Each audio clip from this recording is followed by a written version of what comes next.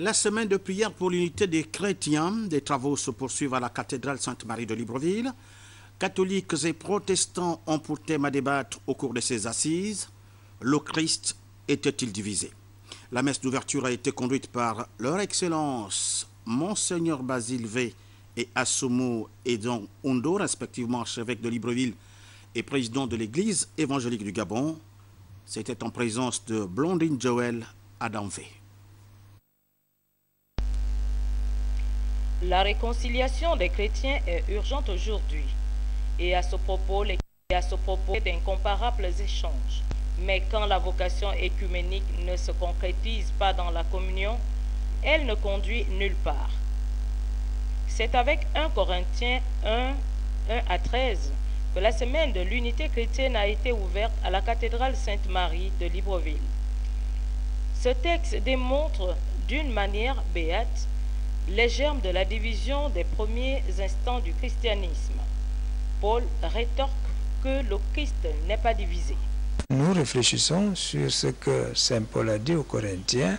Il a dit le Christ n'est pas divisé. Le Christ est-il divisé? Non. Pourquoi dans la communauté, il y en a qui se réclament de Pierre, qui se réclament de Paul, qui se réclament d'Apollos? Il dit non, le Christ n'est pas divisé. Le Christ est un. Eh bien, ceux qu'il rassemble, ceux qu'il a appelés, il ne les a pas appelés pour qu'ils se divisent. Il les a appelés pour qu'ils forment l'Église de Dieu. Nous disons non, le Christ n'est pas divisé. Nos deux églises vivent des moments très difficiles ces derniers temps. Ce que nous vivons aujourd'hui dans nos communautés est tellement touchant, marquant, que, bon, Dieu merci, nous ne pouvons pas ne pas reconnaître qu'il y a eu des efforts, donc sont arrivés, et au nombre de pasteurs, au nombre de prêtres, c'était équilibré. Dans les exhortations, Monseigneur Basile Mveingon, archevêque de Libreville, et le révérend pasteur Assoumezan Ondo, président de l'Église évangélique du Gabon, ont prescrit une vigilance particulière quant à la dépravation des mœurs, notamment l'homosexualité.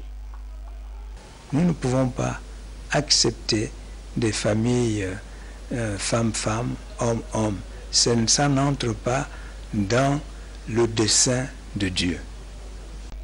Dans la longue histoire des chrétiens, des multitudes se sont un jour séparées, parfois même sans en connaître le pourquoi. Aujourd'hui, il est essentiel de tout accomplir pour que le plus grand nombre possible de chrétiens, souvent innocents des séparations, se découvrent en communion. Cependant, il faudrait en effet insister sur l'humilité, car tout dialogue devrait commencer avec la bonne foi.